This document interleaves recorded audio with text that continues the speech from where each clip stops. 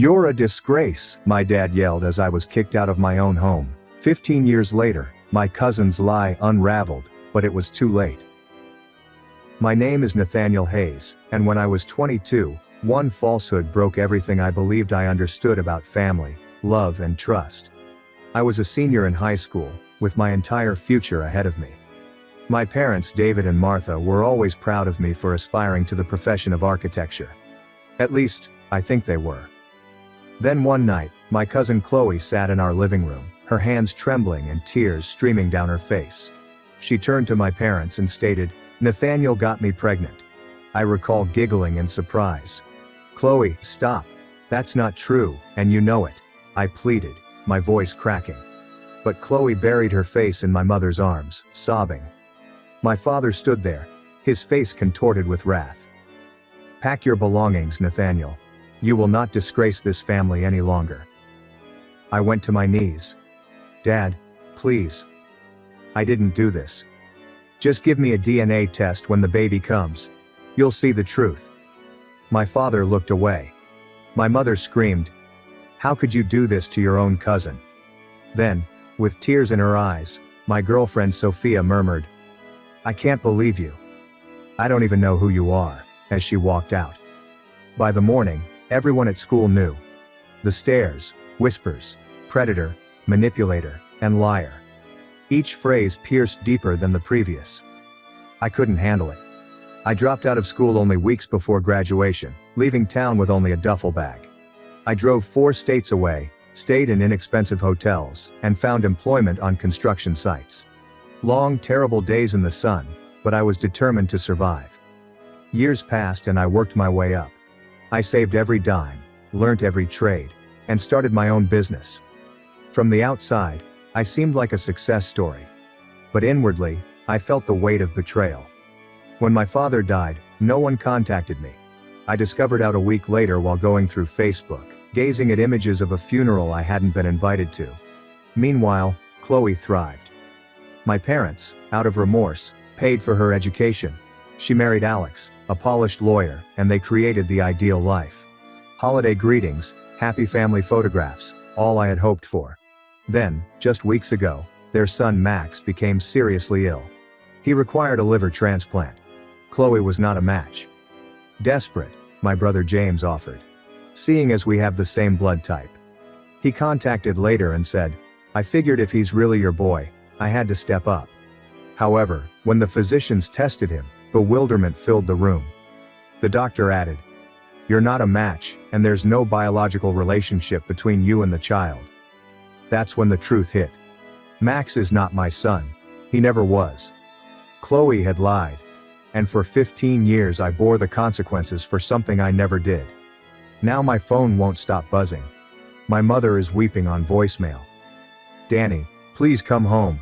We made a mistake." James implored. "You were right all along, man. Please, let's fix this." Even Sophia, after all these years, messaged me. But I do not respond. I made my existence without them brick by brick, scar by scar. Now they want me back. And it isn't the worst part. It's only been one day since my cousin Chloe's life shattered under the weight of reality.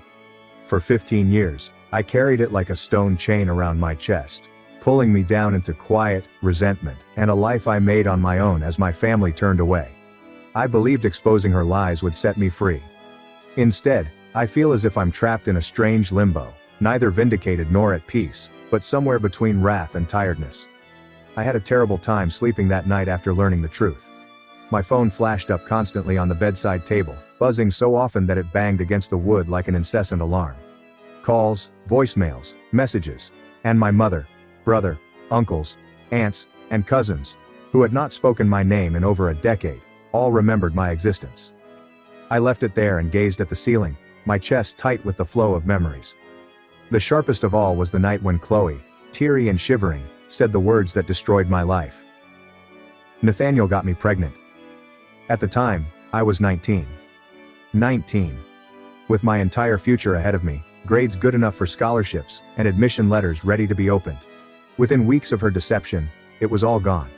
I dropped out of school because I knew no one would believe me. that the murmur of a DNA test was drowned out by a flood of fury. My father's displeasure was the loudest. He spit my name as if it were garbage. My mother wailed, as if she had lost her son. My brother stared at me as if I were a stranger who had entered our home. Sophia, the girl I loved, gave me nothing but a look of disgust. At the age of 19, I walked out of that house with a single duffel bag and slept wherever I could afford. I toiled hours stacking shelves and days lugging bricks, my hands blistered, while Chloe attended college, her tuition paid for by the same family that had abandoned me. The resentment has never left me. Not in 15 long years. And now, a day after the truth is revealed, they stand outside my door. When I drew back the curtain that morning and saw sunlight carving sharp lines across the blinds, I froze. My brother James's old truck, the rusted one he drove in high school, was parked at the curb. My mother stood beside it, resting against the hood. Her shoulders were slumped, and her arms were firmly wrapped about herself, as if she was bracing against more than just the chilly morning breeze. "Danny," she shouted, her raspy voice echoing across the street. "Danny, please open the door and let us talk," James said, his voice calmer but tinged with desperation. "You don't have to say anything. Just give us a few minutes. That's all we want." I remained in the hallway, gazing at the door, my fingers quivering as it approached the handle. For a brief moment, I wished to open it, go outside, and feel my mother's arms wrap around me like they had when I was a youngster. But then came the flashback. My father's eyes were full of fire as he labeled me a disgrace. The anger in Chloe's voice. My relatives whispered behind closed doors that I was a monster. Where were the voices then? I took a step back, my heart hammering. I would not respond. My mother's voice trembled as she tried again, tears spilling through her words. "Danny, it wasn't your fault. We know that now. Please don't shut us out." James opened the door. Not too hard, but enough to have the sound reverberate in my skull. "Danny, I beg you, don't let this be the end." I remained mute. I heard muffled weeping, shuffled footsteps, the bang of a truck door, and the roar of the engine as it rolled down the street. Only then did I allow myself to breathe, and what came out of my lungs was more bitter than air. I persuaded myself that was the end of it, and that I could resume my normal life. I was mistaken. Later that day, I arrived at the construction site where I work. Dust hung heavy in the air, and sunlight glinted off the steel beams. I'd rolled up my sleeves, perspiration soaking my back. When I heard it, it was James's voice. "Danny." I looked around, and there he was, standing in the center of the site, his face tired but resolute. The workers halted their work. Metal clanged to quiet, and drills sputtered and stalled. Every eye was on us. James came carefully, hands raised, as if he was scared I might flee. "I know you don't want me here, but I had to come. You don't understand how sorry I am. How sorry we all are." I clenched my teeth, my voice low and fierce. "You shouldn't be here." He continued to approach. "We were wrong. I was wrong. I should have stood by you. I should have fought for you. Instead, I stayed quiet while you lost everything. While you were 19 and begging us to believe you. I just stood there and I'll regret it for the rest of my life." My crew shuffled uneasily, watching the heat rush through me, embarrassment and rage entwined. I turned aside and walked back to the house's half-built structure. James yelled, "Danny, don't do this. Just one conversation. That's all I'm asking." I paused, whirled around, and my words cut like glass. "One conversation. You had 15 years, James. 15 years while I clawed my way out of the dirt, while I slept in motels and worked myself bloody. You could have asked for one conversation then, but you didn't." His eyes shined as his lips parted, but I turned back and went away. Dust whirled around my boots, and behind me, stillness hung thick as stone. That night, news began to spread around the family. Chloe, previously known as the Golden Girl, was condemned in every whispered talk. Relatives who had previously praised her bravery mocked her name. They dubbed her a liar and a thief who drained their money for her studies while I struggled to make ends meet. The tide had changed, but it was too late for me to care. Chloe's world was disintegrating. Her son Max deteriorated in the hospital, his tiny body waging a hopeless struggle. Her spouse, Alex, couldn't take the falsehoods anymore. As a lawyer committed to the truth, he packed his things and departed, unwilling to stay in a house based on falsehood. Even though she had damaged me, I couldn't harden my heart against Max. He was innocent, a youngster caught up in the aftermath of his mother's falsehoods. That notion seared me from within. Calls poured in from uncles, aunts and cousins. Their comments are sickly sweet with remorse. We always had doubts. We never believed her, not fully. Lies, all of them. Where were these doubts when I was 19 and begging for a test? Where were they when I had to leave my school, my future, my life? And then came a shock. My email pinged that evening as I sat at my computer, the lamp's faint light throwing shadows. An email. The sender's name made my blood run cold. Uncle Richard is Chloe's father. My palms shook as I clicked it open. His comments were brief, yet they struck like a hammer. Nathaniel, I know you have no reason to hear from me. I know the damage is irreversible, but you should know that your father left something for you in his will. I will not tell you what it is, but I beg you. Come home and see for yourself. If you want to go again later, no one will stop you. I sat back, my chest tight, my mind racing. My father, the guy who had dismissed me and refused to even look at me after Chloe's remarks, had left me something.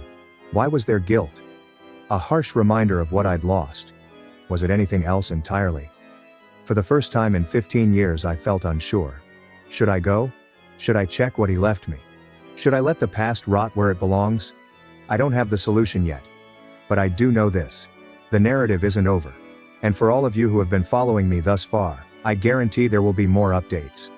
Please like, comment, and subscribe to see more videos like this one. And just hitting the notification bell, you'll never miss a video. The first update concerns the falsehood that robbed my family. Driving back into the place I departed when I was 19 was like walking into an overexposed snapshot. Everything looked the same. Faded, washed out stores, crumbling pavements, and the same rusty water towers standing vigil against the sky. I'd spent 15 years erecting barriers around me. I believed the walls would keep this place out of my life forever. But here I was, crossing an invisible boundary that I had promised myself I would never cross again. The air seemed thick, like if the town knew my past. My phone buzzed constantly on the seat behind me, the screen flashing with texts and missed calls from my mother and brother. Danny, please pick up. We need to talk. Just give us a chance. The words gleamed on the glass, but I didn't pick up the phone. Every vibration felt like a knock on a locked door in my chest. I drove by the cafe where Chloe used to giggle with her companions while I walked by with my head down, burning beneath the steps. It was still there, with its neon sign shimmering in the twilight. And suddenly, as if fate were testing me, I heard my name. Danny. Nathaniel Hayes. I turned and froze.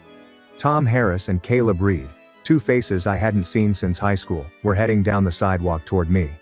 They were once pals and teammates, the type of lads who pledged beneath the lights of Friday night that they would never desert one another. Tom paused a few steps away and scratched the back of his neck. His hair had thinned, his waistline had grown, but his eyes still conveyed the remorse I remembered from the night Chloe's lie destroyed me. Man, I can't believe it's really you. Caleb shuffled nervously. We heard you'd left town for good. Danny, listen, we're sorry. Back then, when Chloe said what she said, none of us. He trailed off, shame heavy in his voice. You didn't believe me. I concluded for him, my tone harsher than I had intended. Tom's jaw stiffened. We should have. I knew it didn't feel right. We didn't want to get in the middle of it. Everyone was against you. We went along and we shouldn't have. I studied both. Watch how their wedding bands gleamed beneath the street lamps as they talked about their wives, children, and the small lives they'd made while I was struggling to survive 4 states away. Every word drove the chasm between us greater. I mustered a faint grin. I'm glad it all worked out for you. I walked away, their voices following me down the street until they gave up. That evening, I met Uncle Richard in a little cafe on the outskirts of town. The aroma of coffee and fried food hung in the air, while the talk of residents echoed in the background. When I saw him, my chest clenched. He had gotten older, with largely gray hair and a slimmer body, yet his eyes retained a sadness that appeared to empty him out. When I approached, he stood and grabbed my hand with both of his. Danny, he murmured. Quietly, as if he worried it would shatter. I'm glad you came. I wasn't sure you would. I sat across from him, the weight of years pushing down. Why did you reach out after everything? His shoulders dropped. Because someone has to tell you the truth about your father. He wasn't the man you remember at the end. Danny carried regret every single day. He never stopped thinking about you. I felt the old rage stir. He threw me out. He looked me in the eye and told me I wasn't his son anymore. He didn't even ask me if it was true. Bob's eyes clouded with sadness. You're right. He failed you. But in his later years it tore him apart. He searched for you, Danny. He even hired a private investigator last year. He bought a plane ticket. He was going to see you, face you, beg your forgiveness. The word hit me like a hammer. My breath caught. That's not possible. It is, Bob muttered. But a heart attack took him days before he was meant to leave. He died before he could make things right. I slapped a shaky hand on my face, my eyes blurred by the tears I couldn't stop. For years I convinced myself that my father despised me and died unaware of the reality. And now for the horrible twist. He hadn't loathed me by the end. He had wanted me back. My voice cracked. He never knew I was innocent. He died thinking I was guilty, but willing to forgive me anyway. Bob leaned across the table and squeezed my hand. Yes, he wanted peace. He wanted his family whole again, even if he couldn't undo the past. Then he drove me to the lawyer's office. The structure was tiny and brick-faced, with windows that glowed softly in the twilight. Inside, the lawyer sat across from us, a somber man with narrow spectacles and a file ready on his desk. He gently opened it, slipping documents toward me. Your father made arrangements. He wanted you to have this, Nathaniel. My hands trembled while I read. A bank account with $300,000 saved and expanded throughout the years. Beyond there, a deed, a lakeside house, a site I recalled as a youngster, where I used to run barefoot over the grass, the water glistening like liquid glass in the sun. My throat constricted, and tears flowed freely. My father, who had abandoned me, had left me this, a lifeline, an opportunity to start again. He died believing I was guilty. But Dad still wanted me to have a future and be connected to this family in some way. I buried my face in my hands, sobbing. He never knew the truth. He never knew what she did. Bob's voice was kind. He knew he loved you. That was enough for him in the end. That night, I couldn't stomach returning home. Instead, I sat in a tavern on the outskirts of town, the lights dimmed, the air dense with smoke and the whispers of strangers. A tumbler of whiskey remained untouched in front of me. I looked into it and saw not my mirror, but the boy I had once been, broken and sent out at 19. The scrape of a chair interrupted my thoughts. I turned and felt my chest constrict. It was Alex, Chloe's husband. His face was creased with tiredness, and his eyes were piercing with purpose. He drew closer, his voice calm but with a hint of urgency. I need the truth, Nathaniel. All of it. Tell me what she did. I met his gaze, as solid as steel. She lied. She ruined me. At 19 I had to drop out of school. I lost my family, my future. I left this town in disgrace while she went to college on their money. And for 15 years, the weight of her lie crushed me. Alex's jaw tightened, and his hands clenched against the bar. She destroyed everything for you, and she thought she'd never have to pay for it. His voice sank to a snarl. You can't let her walk away from this, Nathaniel. You need to hold her accountable for what she did. Sue her and drag her into court. Don't let her wreck your life, and then rebuild hers as if nothing happened. His words pierced me, triggering emotions I hadn't felt in years. The desire for justice, retaliation, and regaining what was stolen. Now, as I sit at my computer with the deed to the lake house beside me and the screen's glow lighting my face, I can hear Alex's voice ringing in my thoughts. For so long all I wanted was distance. But maybe distance is no longer enough.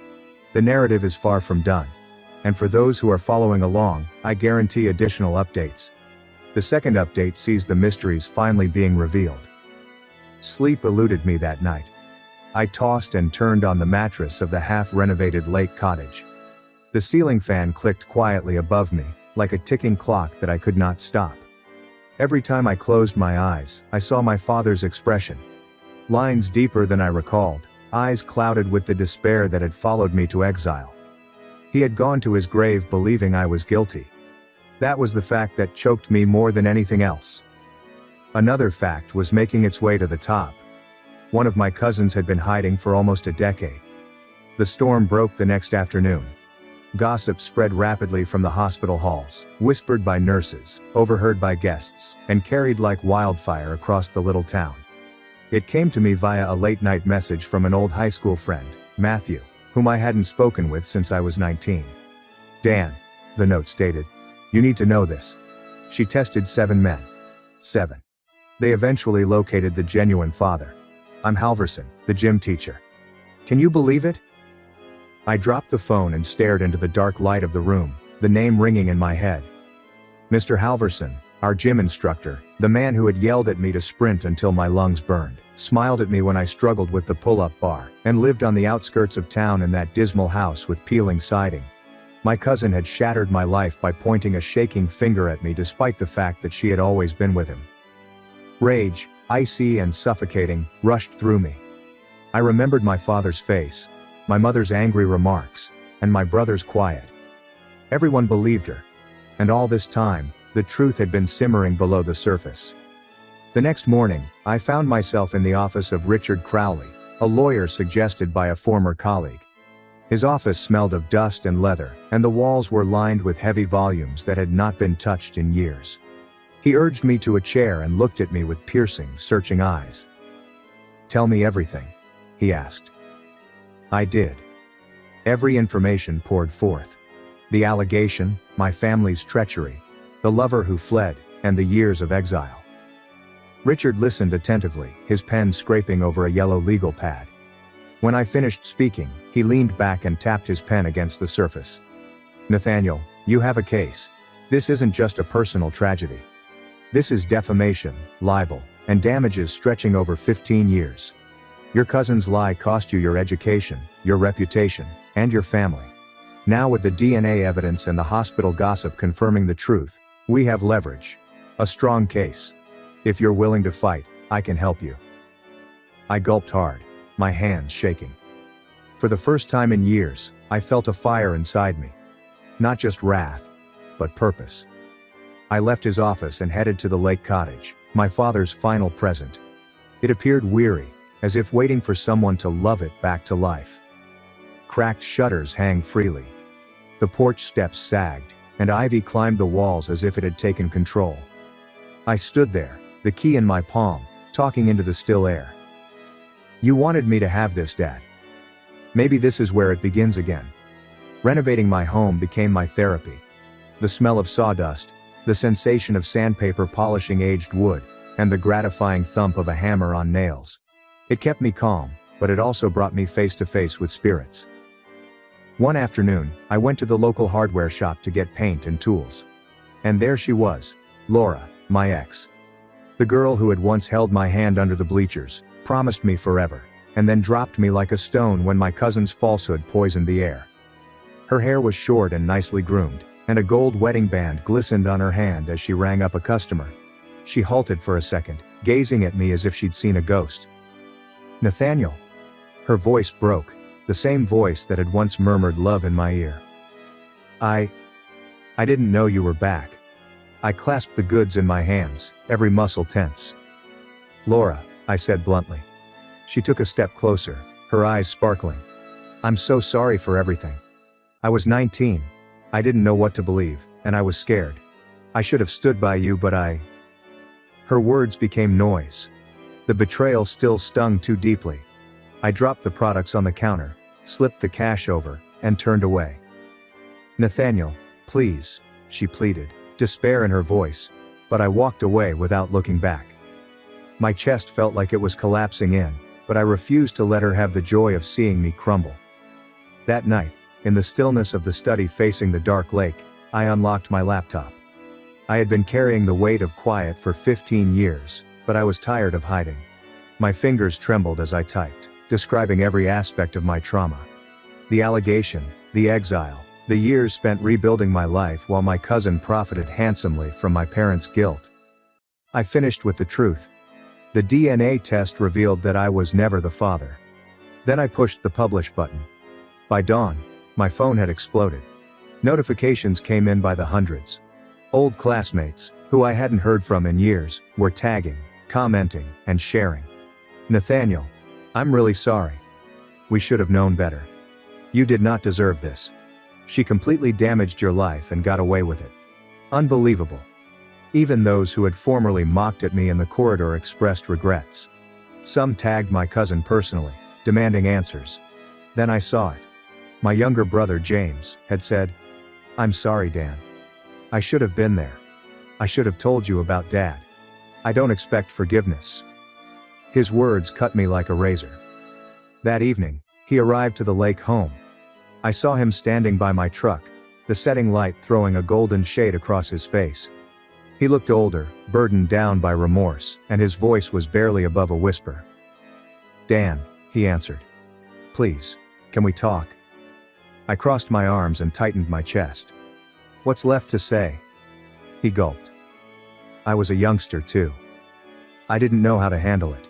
I accepted what everyone was saying. I thought, "You felt I was guilty." I snapped. "And instead of staying by me, you abandoned me. You let me to rot. Do you know what it's like to sleep in a vehicle at 19 because your family thinks you're a monster?"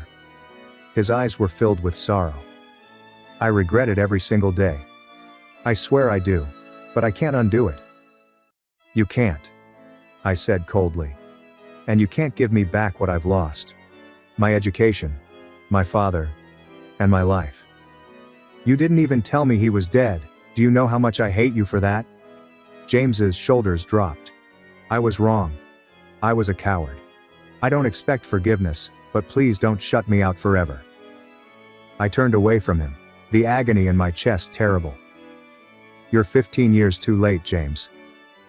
I entered the home and shut the door. The stillness was terrible. My hands shook as I sat at my father's desk and opened the laptop once more. I had more to say. The world needed to hear. And as I typed, one thing ran through my head. This was not over. Definitely not. There will be further updates. Final update. Finally, justice was served. The courthouse was full, with every seat groaning from the weight of individuals who had formerly murmured about me, averted their heads as I passed, and crossed the street rather to meet my gaze. I could feel their glances on the back of my neck as I sat at the plaintiff's table, hands flat on the beautiful mahogany surface, throat dry, chest heaving with each breath. The study had been 2 weeks. I spent 2 weeks hearing my life examined in cold clinical terms. For 2 weeks, attorneys referred to me as the plaintiff, the accused turned victim, rather as Nathaniel Hayes, the guy. Claire avoided my eyes for 2 weeks. Her once sharp jaw dropped in embarrassment, and her husband sat stiffly at her side like a stranger. And now the moment had arrived. The judge's voice sounded out through the silence, calm and methodical. In the matter of Hayes versus Hayes, the jury finds in favor of the plaintiff, Nathaniel Hayes. The defendant was forced to pay $1.5 million in damages. Gasps echoed around the room. My knees almost crumbled under the table. I held the edge so firmly that my knuckles became white. The words had sunk into me like sunlight after years of darkness. I'd won. But it wasn't just about money. It was about being vindicated. It was about finally bringing the truth to light. "Ms. Hayes," the judge added, "you will also publish a public apology to Mr. Hayes acknowledging your false accusation and the damage it has caused." Claire stood slowly, her hands quivering as she unfolded a piece of paper and began speaking. "I, Claire Hayes, fraudulently accused my cousin Nathaniel Hayes of fathering my kid, even though I knew he was not the father. My actions resulted in him being downed, losing his degree, family, and years of his life. I genuinely regret the pain I caused him." Her words rang around the chamber, thin and brittle. No one applauded. No one expressed compassion. They merely looked, their judgment as solid as stone. Claire's voice cracked with the final phrase, and her head bowed low. When she glanced up, her spouse had left. Robert had slipped out of the courtroom before she could begin. When the judge dismissed us, I rose, my legs shaky and my pulse racing. As I went out of the courthouse, the spring air hit me hard. The crowd outside dispersed, and there they were. My family. My mother stood in front of me, her hands knotted as if she were keeping herself together. Her face was pale and her lips trembled. Behind her James hovered, his face filled with shame, his gaze locked on me. "Nathaniel," my mother said, edging closer. Nathaniel. Please. I came to a stop right before her. The courthouse doors still slamming shut behind me. The air smelled vaguely like cut grass and automobile exhaust, but I could only taste bitterness. You threw me out, I said, my voice angry but firm. 19 years old. I beg you to believe me, and you call me a liar. You didn't just turn your back, you kicked me out. Do you have any idea what that did to me? Her face collapsed, and tears flowed freely. We were scared. We thought. You thought I was guilty. I snapped. And instead of standing by me, you destroyed me. You let me starve.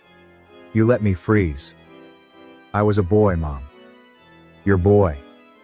Her shoulders trembled from sobbing, but I felt no relief. Only the empty agony of years lost. James moved forward. Dan. He spoke quietly. I should have been your brother. I should have told you about Dad. I should have been there. I turned on him, my words burning and searing. You weren't. You stayed. You kept your head down while I fought to survive. You sat at the dinner table while I was sleeping in my car. You didn't even tell me when he died. My voice cracked. Do you know how much I hate you for that? He flinched as though I had hit him. I know, he muttered. And I'm sorry every day. I'm sorry. I shake my head. You're 15 years too late. The quiet between us was agonizing. I turned aside and walked past them both, my chest tight and my breathing ragged. Chloe's life rapidly crumbled after that. Alex filed for divorce within a month, and their custody fight was ugly. The truth of her falsehoods, the public apologies, and the harm she had inflicted all came tumbling down. Ultimately, the judge gave Alex full custody of Oliver. Witnessing her breakdown in court was like witnessing a house of cards crash, unavoidable and permanent. Oliver's procedure was successful. I paid him a visit in the hospital shortly after. The aroma of antiseptic lingered in the air, and the repetitive beeping of machinery broke the calm. He looked pallid and smiled faintly, his little hand grasping an action figure. Hi, I replied quietly, drawing up a chair. I'm Nathaniel, your cousin. He looked at me attentively. My dad says you're good. Are you? The question nearly destroyed me. I swallowed hard. I try to be, I explained. And if you ever need someone, you can call me anytime.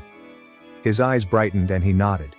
For a brief time, the years of bitterness faded. I relocated my construction company back home, spending the losses in expansion. New trucks, new equipment, and new contracts. The social media post that began as a cry for justice became the cornerstone of my future. People wanted to see me succeed.